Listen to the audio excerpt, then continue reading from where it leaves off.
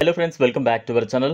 హైదరాబాద్ చంచల్గూడ జైల్లో రిమాండ్ ఖైదీగా ఉన్న మహమ్మద్ జాబ్రీ ములాఖత్ సమయంలో తన స్నేహితులతో కలిసి ఇన్స్టాగ్రామ్లో రీల్స్ చేయడం ప్రస్తుతం కలకలం రేపుతోంది. జైలు నిబంధనలు ఉల్లంఘించి స్నేహితులు సెల్ ఫోన్ లోపలికి తీసుకురావడం, ఖైదీ వీడియోలు అప్లోడ్ చేయడం భద్రతా లోపాలను ఎత్తి చూపుతోంది. ఈ ఘటనపై అధికారులు విచారణకు ఆదేశించారు. ఆ సమయంలో విధుల్లో ఉన్న సిబ్బందికి షోకాజ్ నోటీసులు జారీలో పై అధికారులు కాస్త స్ట్రిక్ట్గా ఉన్నారంటే చాలు, ఇది ఇల్లా, ఆఫీసా, జైలా అన్న ఫీలింగ్ వచ్చేస్తుంది. అలాంటిది అచ్చంగా జైల్లోనే ఉన్నారంటే అది ఖచ్చితంగా శిక్ష అనుభవించడమే కదా.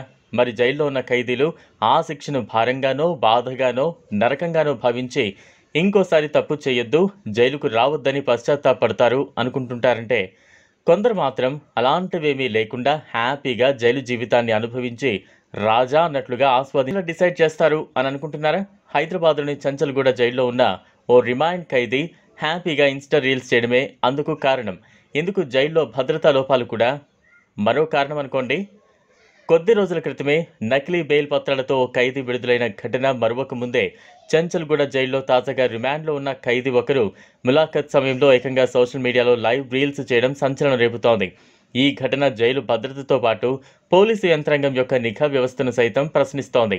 గతంలో ములాఖత్కు వచ్చిన సందర్శకులు ఖైదీలకు రహస్యంగా గంజాయి, సిగరెట్లు వంటి నిషేధిత పదార్థాలు అందించిన ఉదంతాలు వెలుగు చూసినప్పటికీ జైలు లోపల సెల్ ఫోన్తో వీడియోలు తీయడం ఇదే మొదటిసారి కావడం గమనార్హం. అవడంతో ఈ నెల 15న జైళ్ల శాఖ అధికారుల దృష్టికి వచ్చింది. వెంటనే స్పందించిన అధికారులు పోలీసులకు ఫిర్యాదు చేశారు.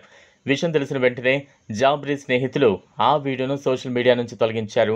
అయితే పోలీసులు ములాఖత్ రిజిస్టర్లోని వివరాల ఆధారంగా నిందితులపై కేసు నమోదు చేసేందుకు సిద్ధమవుతున్నట్లుగా తెలుస్తోంది.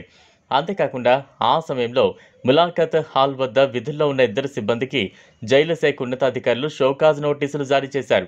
విశేషం ఏంటంటే 24 ఏళ్ల వయసు ఉన్న జాబ్రీ చూడటానికి 17 ఏళ్ల యువకుడిలా కనిపిస్తాడు. అతనిపై గతంలోనూ బెదిరింపులు, ఇతర చట్ట వ్యతిరేక కార్యకలాపాలకు సంబంధించిన పలు కేసులు ఉన్నట్లు పోలీసులు తెలిపారు. చంచల్గూడ జైలు భద్రతా వ్యవస్థపై విమర్శలకు తావిస్తోంది. ఉన్నత స్థాయి అధికారులు ఈ విషయంపై ఎలా స్పందించారో వేచి చూడాలి. ఈ వీడియో మీకు నచ్చినట్లయితే లైక్ చేయండి, షేర్ చేయండి, ఛానల్ను సబ్స్క్రైబ్ చేసుకోండి. Thanks for watching.